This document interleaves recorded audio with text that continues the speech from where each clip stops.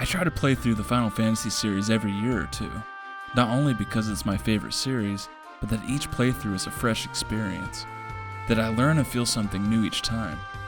I attribute this to perspective, imagination, and the right attitude going in.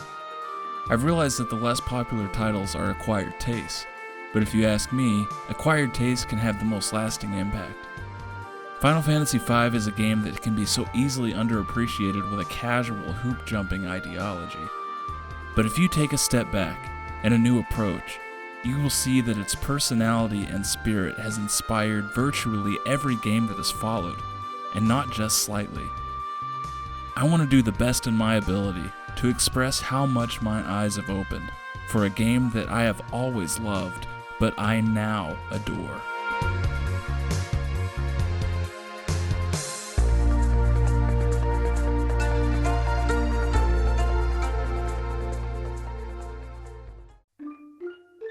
To truly appreciate the story, I think the experience is greatly enhanced by starting your journey with the lore in mind.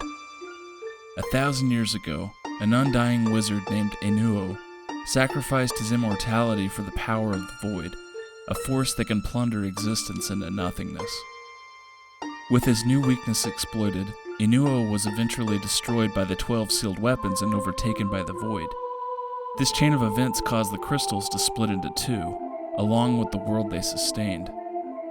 Many years after the Void was sealed away, mankind created a solitary prison for the evil spirits within their world, located in the Great Forest of Moor.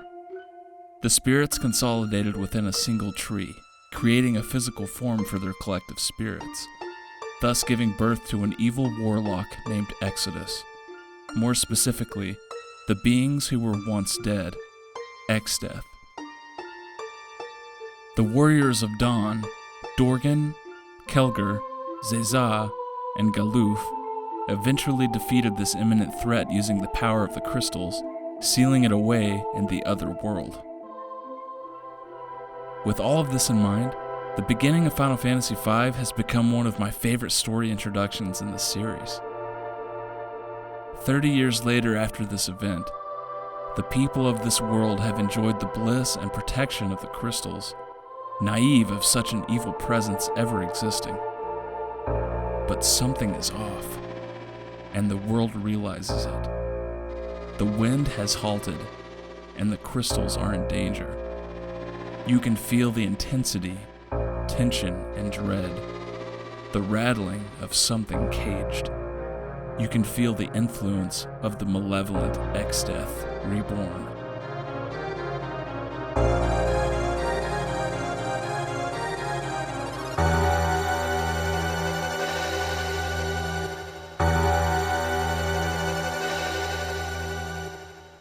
But luckily, in classic Final Fantasy fashion, the crystals have chosen its warriors of light to save the world from this returning entity of terror. A set of characters with the utmost tenderness, adventure, humor, and charm. The characters are blessed and empowered with the shards of the now shattered crystals, offering classic Final Fantasy job classes to teach new skills to the party. I love how effectively the dark and serious lore is meshed with the lighthearted aura of the cast. You can truly see how important these young, optimistic minds are to finish what the Warriors of Dawn once started. Sometimes the only way to see is with a new set of eyes, a fresh lens.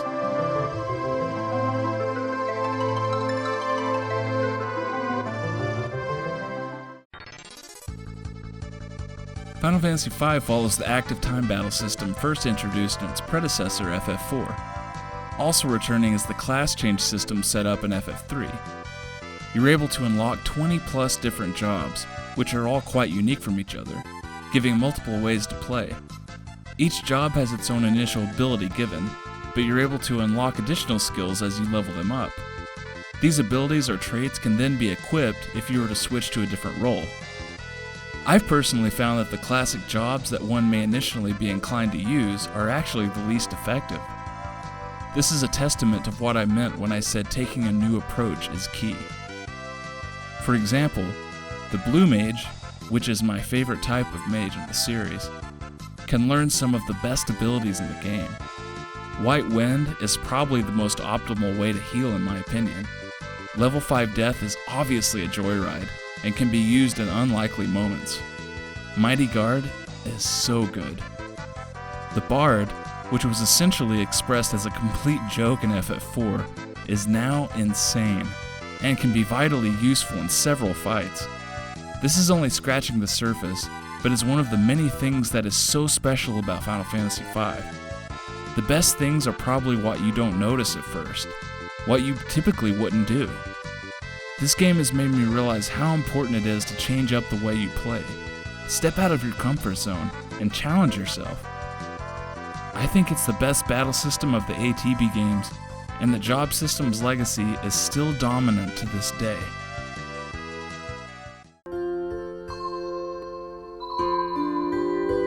I have to make a sad admission. It took me years to appreciate the characters in FF5. Once again, on the surface, these characters can be completely forgettable. But when diving in and experiencing all the content of the game, you can't help but fall in love with them. The main character, Bartz, is a life-loving young man that only cares about exploring the world on his chocobo, and has several hilarious moments. The hidden cutscenes in his hometown, reflecting on how much he loves his parents, are some of the most touching moments in the game.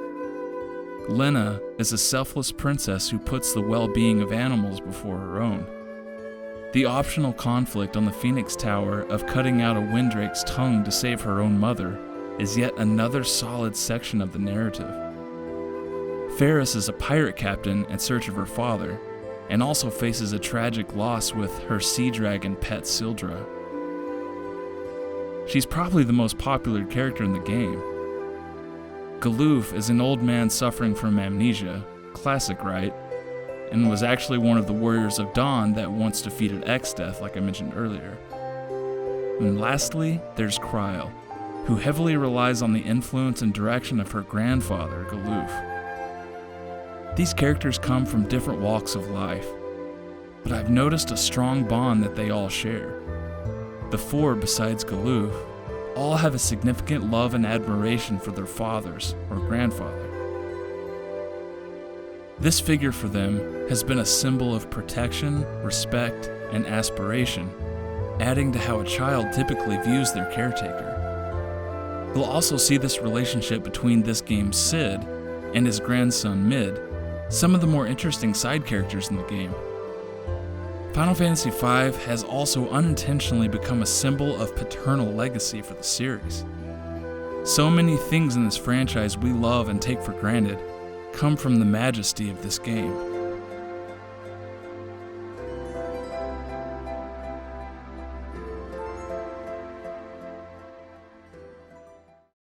When it comes to side content, Final Fantasy V is a goldmine. It's not just all dumped on you at the end either. There are tiny moments spread throughout the entire game, whether this be rare steals, drops, learning unique songs, defeating hidden summons, or even narrative-enhancing cutscenes. Once you do obtain the airship in the third world, is where you can really go to town. There's actually a hidden town in the middle of a forest where you can load up on goodies.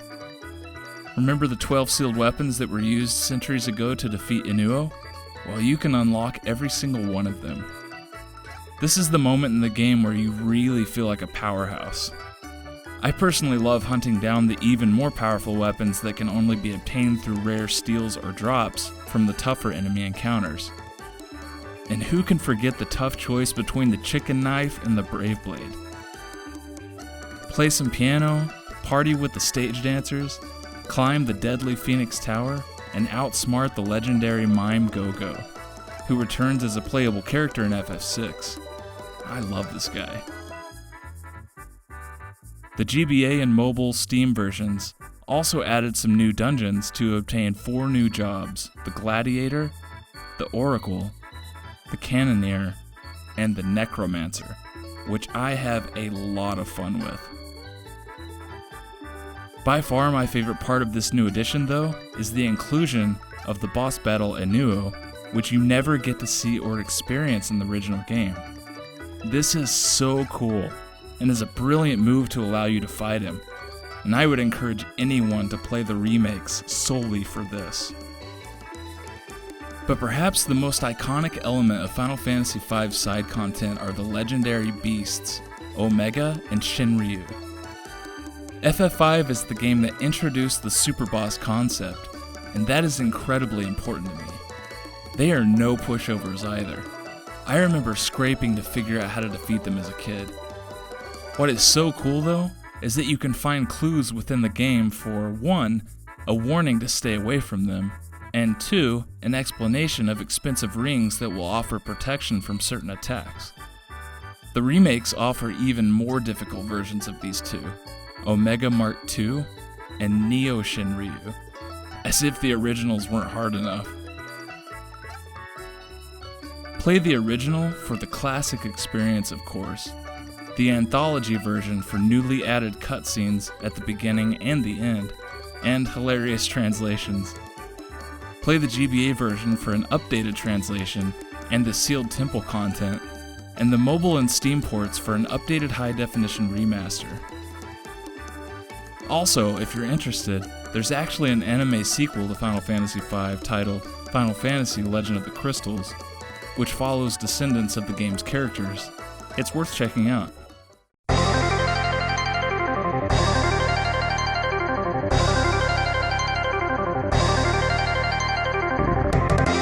The most recognizable element from this game has to be Gilgamesh, the hilarious henchman who is obsessed with sword collecting. You get tons of fights with the guy, and even more laughs. FF5 was the first game that Omega, Shinryu, and Gilgamesh appeared in.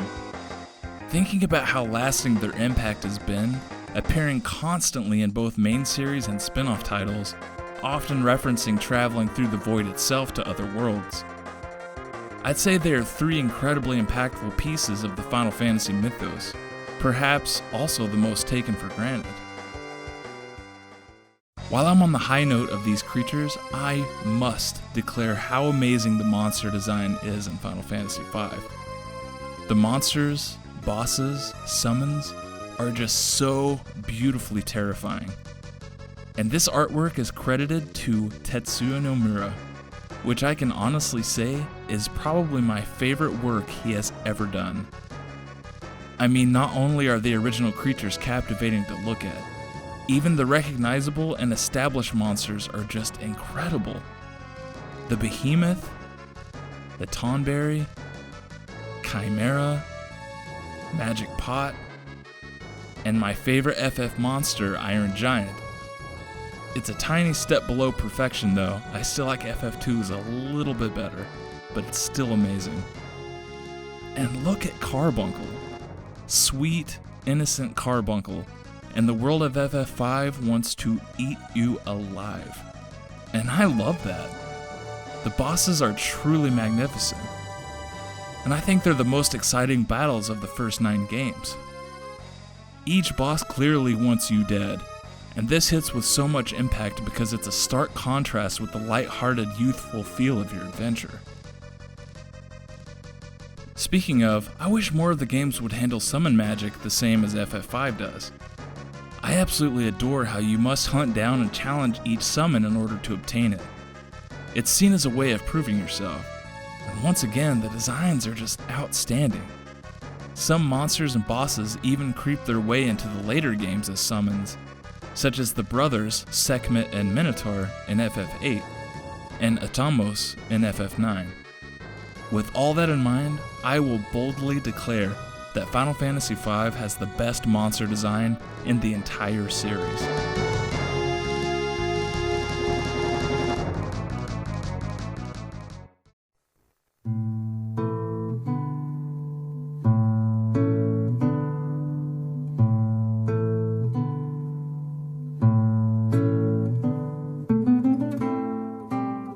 soundtrack touches me more and more each time I hear it. I do tend to gravitate toward the emotional, meaningful tracks in these games. Final Fantasy V is an emotional experience for me. It makes me feel like a kid.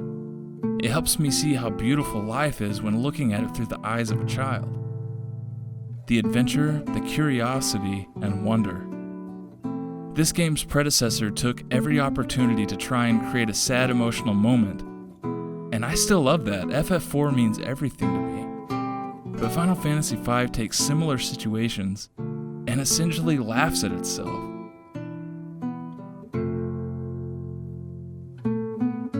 And I laugh at it too.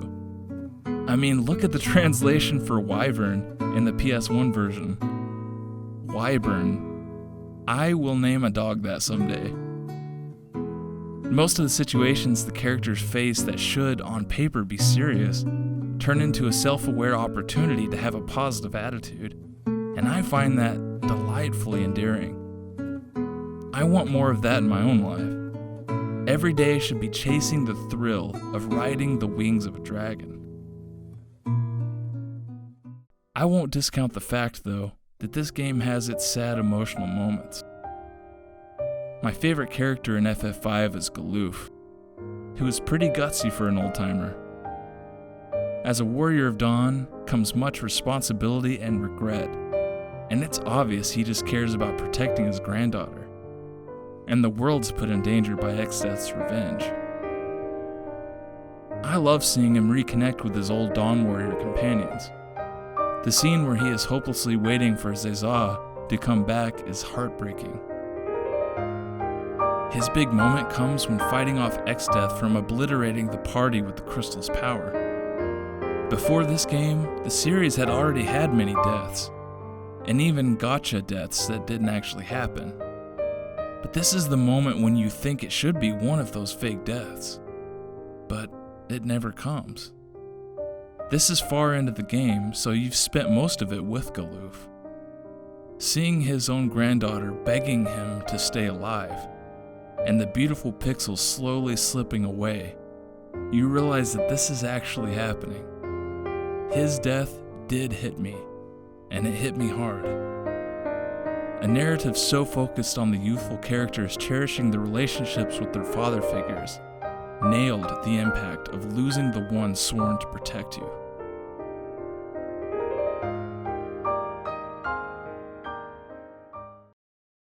The time has come to chase down and end the threat of Exdeath and the Void forever, avenging the losses of your fathers and the Warriors of Dawn.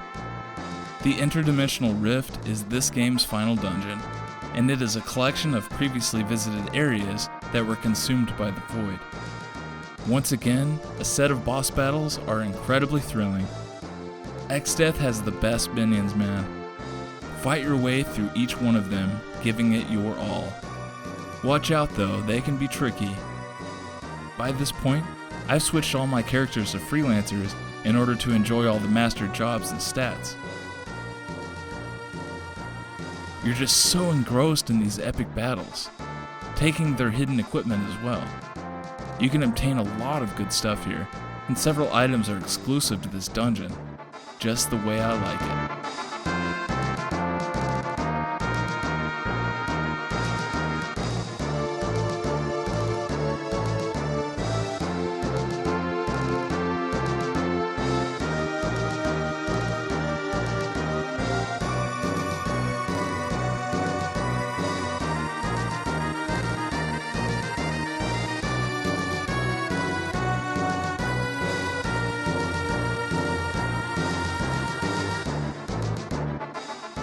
This is the perfect opportunity after getting all the best gear to try your hand at Omega and Shinryu. Defeating Shinryu awards you the best sword in the game, Ragnarok, so it's definitely worth the battle. Eventually, after all this work, you'll enter the final area of the Rift, where the Tree of Souls Exdeath awaits.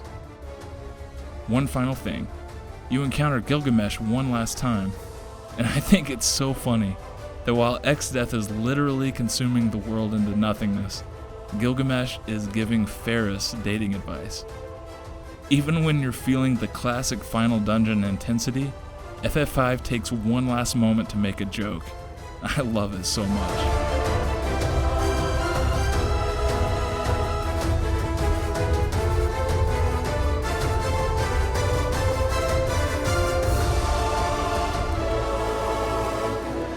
Alright, this is it.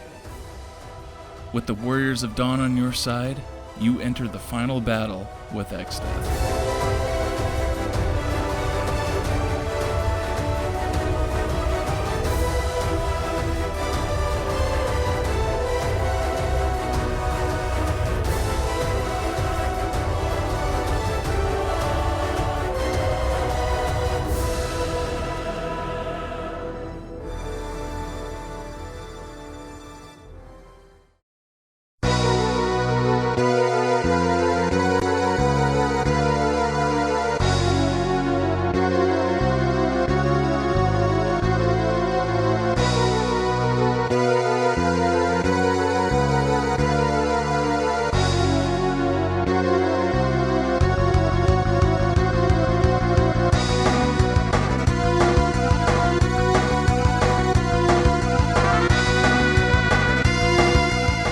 It must be noted that at this time in 1992, Neo Exdeath was the first multiple form final boss in the series.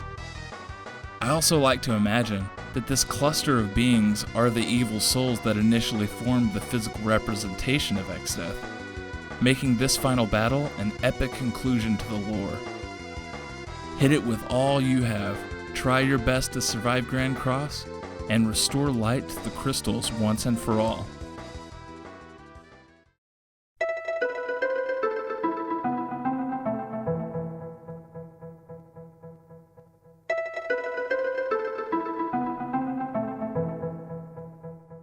In the beginning, there was only the void, but from the void came four essences. They formed the crystals, and the world was born. Hope blessed the earth. Courage blazed into flame. Care and devotion turned water into the seeds of life. The passion for knowledge spread intelligence and wisdom on the winds. If ever the void threatens to engulf the world, so long as the four essences still exist in man, light will be born anew. The four essences shall rise from the void and weave the light once again.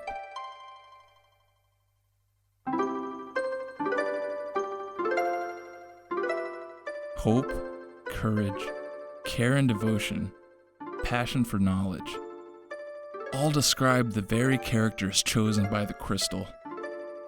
The very characters that see life through the eyes of a child. Sometimes the very key to true happiness in life lies within these traits, leaning on strength from family and a father. I see Final Fantasy V as being that role for the rest of the series that followed. Its influence and legacy are everlasting.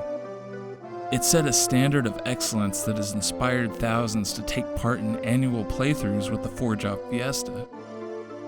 It's reminded me how important it is to chase joy, to keep relationships near and dear, and like a dragon, spread my wings.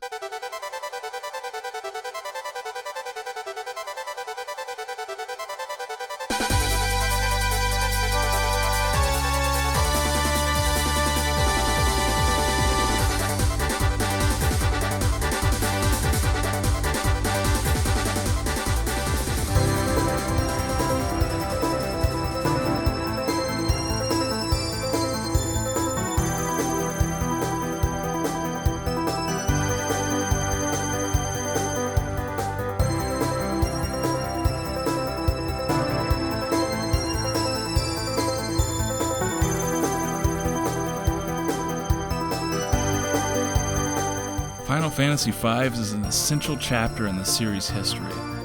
It represents the beauty of the adventure rather than the explanation. Almost everything about this game is memorable and deeply inspired. I'll never forget navigating through the Library of the Ancients, hanging out with the Moogles in the forest, or wandering into a deadly ice trap in the hidden basement of a castle. It respects the legacy of what came before and creates a legacy of its own for what's to come. Now, isn't that the spirit of Final Fantasy?